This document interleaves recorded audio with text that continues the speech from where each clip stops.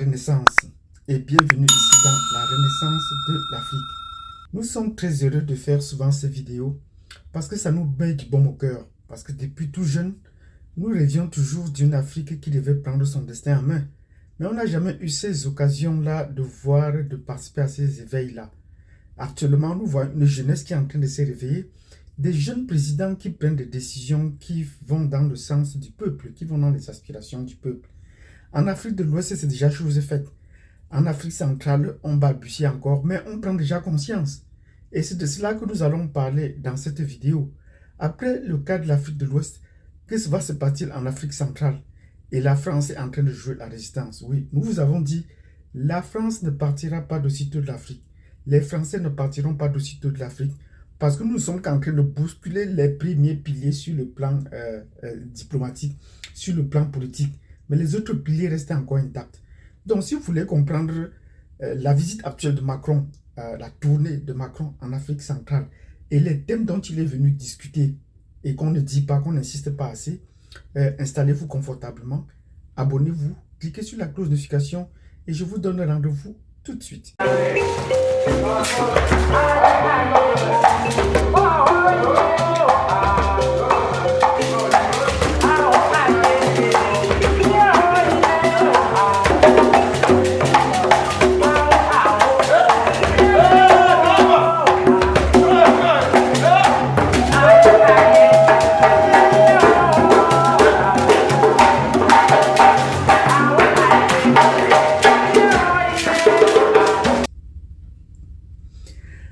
Bravo Africa, Africa, oyez, bravo à l'Afrique de la Renaissance. L'Afrique de la Renaissance de l'Afrique est en train de prendre corps dans nos vies chaque jour. Et cela a commencé par l'Afrique de l'Ouest.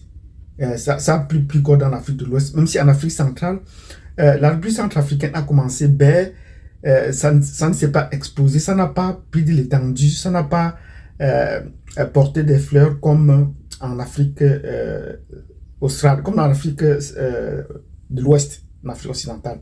Donc, le Mali a commencé par dire qu'elle ne veut plus de la France sur son territoire, les militaires français. Par la suite, elle ne voulait plus des représentants des ONG. Ah, nous disons bravo. Et le président qui a pris cette décision avec son gouvernement, ils sont encore là. Nous le dit, entrons dans la résistance. Il faut que le peuple également entre dans la résistance pour soutenir la démarche du président et de son gouvernement. Parce que l'essentiel n'est pas que les officiels prennent des marches et que le peuple soit en train de les trahir. Trahir, qu'est-ce qu'il faut dire? Et mon message au peuple malien, au peuple burkinabé, aux autres peuples qui veulent s'en défaire de la France, c'est de pouvoir commencer à vous limiter, à vous distancer des institutions françaises sur notre territoire. Visitez moins les consulats, visitez moins surtout les centres culturels français. Ce n'est pas toujours où nous font nos produits. Ils ont englué la musique africaine depuis, la musique francophone depuis. Et vous voyez comment le Nigeria a pris le pas sur nous. Pourtant, elle n'a pas de soutien institutionnel au niveau international. Donc, nous disons bravo à nos présidents, aux jeunes présidents en Afrique de l'Ouest, au Mali, au Burkina Faso et notamment et également en Guinée. Donc, on a cliqué, on pris donc ces devants. Le Burkina est en train d'aller encore même plus fort. C'est la copie revue et corrigée de ce que fait le Mali. Parce qu'actuellement, ils ont dit qu'ils ne veulent aucune coopération militaire qui remonte aux années d'indépendance. Donc, ils mettent fin à cela. Et sur ce plan, nous disons, le Burkina va encore aller plus fort. Mais on ne se limite pas seulement à combattre la France dans ces pays, dans cette nouvelle fédération. On prend également des initiatives, comme créer la fédération des 3 pays. Bravo! Un pays en train de naître sous la houlette des peuples eux-mêmes qui ont pris la volonté de lutter pour leur souveraineté et de mutualiser leurs efforts pour travailler désormais ensemble. Nous disons bravo à l'Afrique qui se réveille et qui va davantage s'éveiller. Mais où on est en train de trouver que cela prend un peu du retard, malgré que cela a commencé en Afrique centrale. L'Afrique centrale reste le poumon faible, apparemment, parce que dans n'importe où la scène géopolitique, il y a vraiment un socle un peu plus difficile à bouger en Afrique centrale. Et le cas de la République centrafricaine reste une exception. Mais depuis peu, on en parle. Je vous reviendrai dans une autre vidéo où on montre comment la République centrafricaine est en train de vouloir prendre attache avec d'autres pays pour pouvoir assurer l'implantation, la sécurité de son peuple, du pays et l'avenir, et sécuriser l'avenir de tout le pays. Parce que rester seul au milieu d'un océan, ce n'est pas sûr qu'il va tenir sur le long terme. Donc pour cela, il faudrait qu'elle prenne attache avec d'autres pays. Et parfois, on se rend compte que ce n'est pas les pays voisins. Nous reviendrons dans une autre vidéo pour voir où est-ce que la République centrafricaine en est avec son projet de pouvoir lutter pour sa souveraineté avec les autres, en cherchant ses alliés sur le plan africain. Nous avons déjà parlé du Rwanda, mais le Rwanda est venu dans une force militaire pour pouvoir soutenir cette démarche-là. Mais depuis peu, on parle de la Guinée équatoriale avec le lien qui va les unir. On va voir cela dans une autre vidéo. Mais actuellement, la France n'est pas encore partie, elle ne partira pas d'aussitôt du continent africain. C'est l'objet de cette visite, c'est l'objet de cette vidéo, je vais dire. Parce que dans cette vidéo, nous la faisons au moment où Macron est en train de visiter l'Afrique. Et directement, il visite l'Afrique quand on organise des groupes par-ci, par-là pour festoyer, pour danser, pour accueillir le maître. Mais ce n'est plus le cas.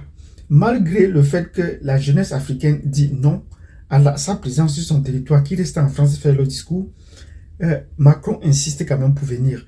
En d'autres temps, quand nous étions plus jeunes, il y a peut-être de cela 20 ans, 30 ans, Macron aurait suspendu sa visite pour dire que les conditions ne sont pas réunies pour une visite dans le calme et la sérénité et qu'on devait reporter cette visite-là.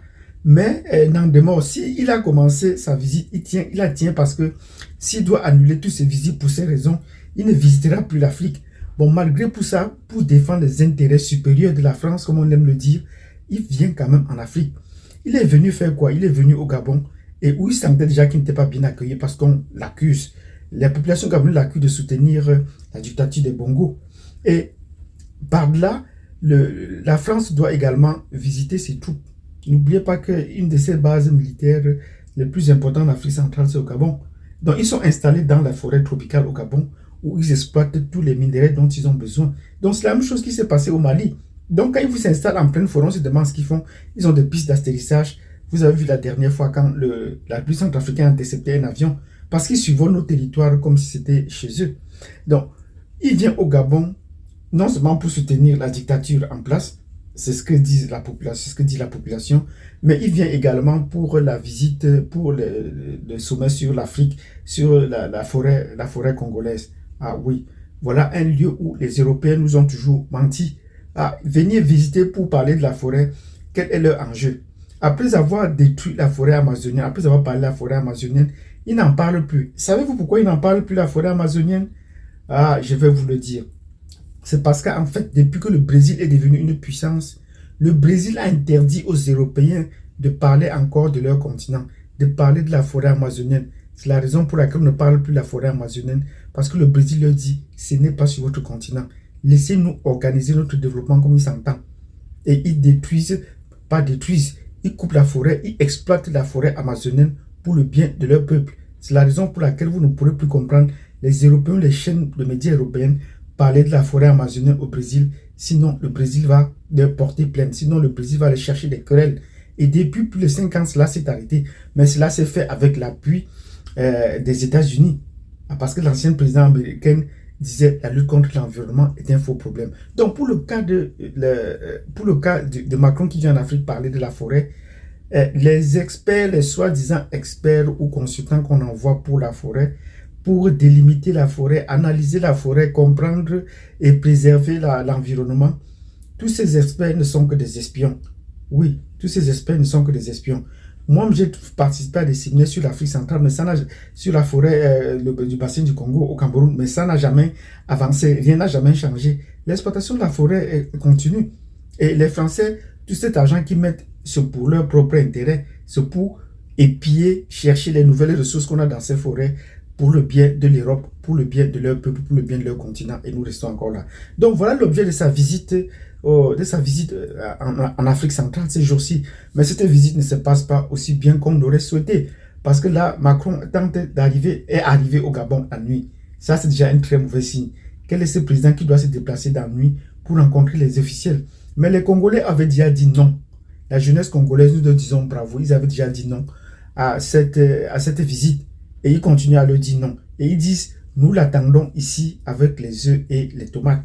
On attend Macron, on va voir s'il va faire des bains de foule au Congo ou pas. Et la jeunesse africaine est bien, la jeunesse congolaise est bien éveillée parce que les officiels, avec leur discours de roublardise, ont demandé cette semaine dans un établissement scolaire de pouvoir porter le drapeau de la Turquie pour pouvoir manifester leur solidarité envers les tremblements de terre. Les élèves ont accepté, mais sont venus avec les drapeaux congolais. Parce qu'il y a des drames qui se passent chez nous, mais qu'on ne regarde jamais. Donc, nous disons, bravo aux Congolais qui commencent à s'éveiller. Ne parlons pas toujours des problèmes des autres, alors que nous laissons sur place nos propres problèmes. Donc, bravo à la jeunesse congolaise qui se réveille. Bravo à la jeunesse africaine. Et nous allons revenir dans l'analyse, la suite de cette vidéo. Donc, pour cette analyse de géopolitique sur la forêt, l'environnement et la géopolitique des peuples qui se réveillent et qui s'éveillent, nous vous disons merci. Mettez-nous des pouces et des commentaires. S'il y a un aspect qu'on n'a pas compris, on pourra toujours revenir pour mieux l'éclaircir. Bravo à l'Afrique de la Renaissance, bravo à la Renaissance africaine et nous vous donnons rendez-vous à la prochaine vidéo. Merci. Mesdames et messieurs, bonjour et bienvenue sur notre chaîne YouTube. Abonnez-vous et cliquez sur la cloche de notification pour ne rien rater.